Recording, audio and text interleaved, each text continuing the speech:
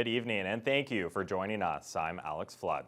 A 68-year-old woman from White River is dead and 2 paramedics are injured after an ambulance and a snowplow collided 40 kilometers north of Wawa over the weekend. OPP were called to the 2-vehicle collision near the intersection of Highway 17 and Highway 519 just after 11 in the morning on Sunday. Investigators say the southbound ambulance struck the snowplow. The White River woman was a passenger in the ambulance, and her identity won't be released until the family is notified. Highway 17 has since been reopened. Images of transport trucks in the ditch or after collisions are being posted more and more on social media in recent months. There are several Facebook groups focusing on those types of incidents on area highways, and the Northwest Region OPP have taken notice. Jonathan Wilson reports. Anyone surfing Facebook this winter has no doubt seen a lot of mishaps involving transport trucks around the region. It seems like almost every day, another rig has lost control and gone into a ditch, or worse yet, collided with another vehicle. Facebook groups ranging from NWO Roads to the more radical Skilled Truckers Canada and Highway 1117 Kills People have been encouraging people to post photos and video. And the OPP's regional traffic manager says she's well aware of those postings. There is a lot of capturing of digitizing that we're experiencing now that we never had access to before. So certainly a lot of that is going on to social media. And I think that's a good thing. It gets a message out there that these are the things that are happening on our roadways and we need them to stop. Some posters to those Facebook groups allege that the number of accidents involving transports has skyrocketed in recent years and the situation is out of control. However, the OPP stats show in the Northwest region, collisions involving transports have gone up and down in the past 4 years. And while the percentage of collisions involving transports has been rising, Davidson thinks there's an even larger increase in people taking photos and video. And that's why it seems there are far more incidents occurring. Everyone has a cell phone, so certainly there's a lot of photographs and uploads to social media. And of course, people are concerned. Commercial motor vehicles are large vehicles that are on our highways. And certainly when you see one in the ditch, it is a startling event. And I think that those are being uploaded to social media quite often. Not to say that there aren't collisions that are occurring, but certainly I think it's maybe been in the forefront of social media. Davidson says they're also receiving a lot more dashcam videos showing unsafe passing, both by transports and by passenger vehicles. And she says those videos do help the OPP crack down on bad drivers on area highways. I'm not sure if they're rising necessarily. What I think is that we are seeing more and more that certainly CMV companies or commercial motor vehicle companies are equipping their transport trucks with cameras.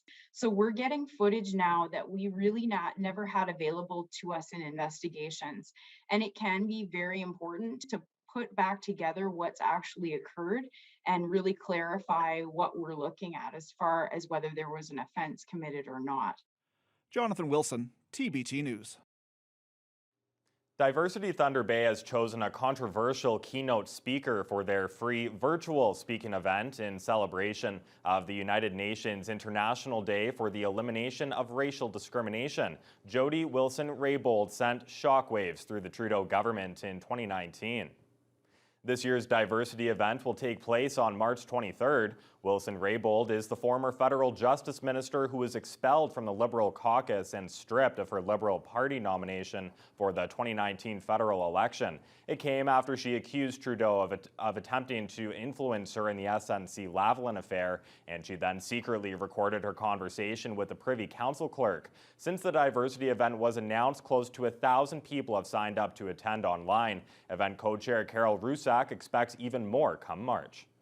She is a woman of considerable knowledge and understanding about Indigenous rights. It is among the reasons why she was, I think, selected to be Minister of Justice and Attorney General, because of her very rich and deep background in that area. And it's among the reasons why we reached out to her to be our presenter for our event. Rusak is encouraging people to register for the event by heading to the Diversity Thunder Bay website.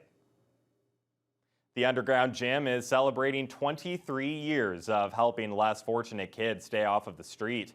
Owner and founder Peter Panetta is filled with pride talking about the youth that he's worked with throughout the years, providing a space for exercise, leisure, and in general, letting kids be kids. Corey Nordstrom caught up with Panetta and the kids and files this report. A full underground gym is what Peter Panetta likes to see. The founder of the gym has now provided a space for the city's youth for 23 years with the intent of keeping them out of trouble and off the street. I didn't even think it was going to last a year or two, to be honest with you. I'm surprised with all the ups and downs over the years that 23 years later it's still here, it's going strong, and it's so established now that it's not going anywhere. The pandemic forced the gym's founder to jump through hoops to bring kids back in, and with a mental health crisis being faced by local youth, he made it happen. Now dozens of kids can visit when things get tough, or they just need some place to go for fun. I like boxing and like the outings and stuff he takes us to, and the different programs we do here. There's nothing to do because it's COVID, so then I come here to hang around and stuff with kids. Working with hundreds throughout the 23 years and 2 locations of the underground gym, Panetta is often seen as a father or grandfather figure to the kids, an indication of how long he's been at it. For Nicholas Boucher, Panetta is a prime example of the kind of person he and other youth should look to emulate. Doesn't do it for the money, he does it for the right reasons, like the kids. He cares about the kids, doesn't care about the money, doesn't care about anything, just the kids, helping them out. It shows like, money doesn't matter, he's a good hardworking dude, he never gives up on himself. Next up for Panetta is the completion of the gym's kitchen. In addition to the variety of programs run at the underground, he wants to teach the young ones how to cook and inspire some future chefs. That should be up and running in the next week or so. He also has big plans for the building's upper level that are still years away from reality. A program which incorporates the trades. So they will have access to electrical, plumbing, and from there, hopefully, they will be into an apprenticeship and get a career out of it. So that's the plan. Start them when they're toddlers, all the way up to adults and career. Corey Nordstrom, TBT News. A Thunder Bay woman who's loved building snow forts all her life has taken her passion to the next level. 75-year-old Ev Berkey recently completed a one-of-a-kind creation in her front yard, and all of her neighbors are loving it. Mitchell Ringos has the story. Local snow artist Eve Berkey used to build snow forts as a child, and then did it for her kids and grandkids. As they got older, Berkey kept on building forts in her backyard until last year when someone recommended she build it in the front. She got so much positive feedback that she decided to continue the tradition and take the creative aspect of the fort one step further. This year's snow fort has a new addition of multiple ice candles that light up the night sky, as well as ice balloons filled with food coloring to add some flair. Berkey says she wanted to do more with this year's fort, but the snow quality wasn't the best. This year it's been a little more difficult because we haven't had the wet snow, so things don't stick together, and as you can see, things start kind of leaning, and I have to rescue them. But if I can't be cross-country skiing, which I do, if it's too cold, this is where I am. Berkey says she has spent anywhere from 2 to 6 hours building every day since Christmas, and says it's all been worth it, as the reactions from neighbors and family have been priceless. She hopes to inspire more people around the city to make their own snow sculptures as well. With so much experience in building these one-of-a-kind snow forts, Berkey gave some advice for anyone looking to build one of their own. Just pile the snow up and keep piling it, and then start digging out, and make it as high as you can, and then start digging out and adding on to it.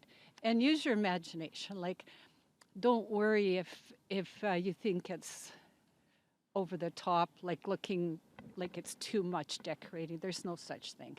And Berkey wouldn't give us any hints on what she plans on making next winter, but she is planning on taking her craft to the next level once again and is hoping for some better snow.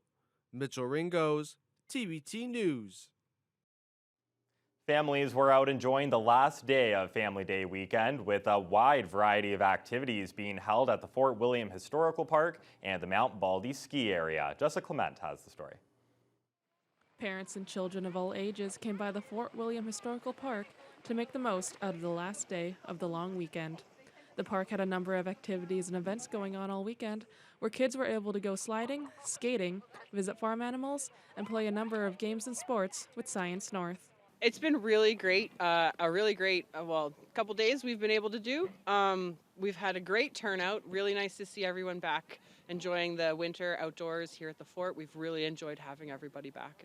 All activities were enjoyed by both children and their parents, with the sliding hill being the most popular. We asked some kids what they enjoyed the most about sliding. The feeling of just like looking down and seeing the drop, I find very cool. So what was your favorite part about sliding today? It's fun. It was great. It was good today. Meanwhile, families on Mount Baldy were also having fun in the cold weather with skiing, snowboarding, tubing, and horse carriage rides. So we're out at Mount Baldy Ski Hill today, and we are from Our Kids Count. We have our chocolate bar bonanza going on. We've got sleigh rides here from the Dell. Today we've got tubing, skiing, all kinds of activities for families. And it is a little cold, but you know what? We're managing. The hills were flooded with kids and parents who were taking advantage of the Family Day special, with parents being able to ski for free with their kids and rentals being 50% off.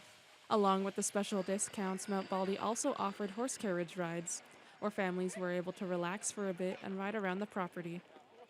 We asked some of the kids what their favorite activity was. What has been your favorite part? Tubing. Tubing? What did you like about it? Going down the hill really fast. Going down the Hornet on the bumps. Yeah. What was your favorite part about tubing? It was super fun when you go spinning. Jessica Clement, TBT News. Join now with Kurt Black. Kurt, just a great way to end the Family Day weekend. A couple great spots here in Thunder Bay, and there was a pretty good spot out in Cam River as well. A great hockey game, I heard. Great game in Oliver Papoonge as those walleye, they were going to extend that 17-game win streak. We'll have the highlights right after the break.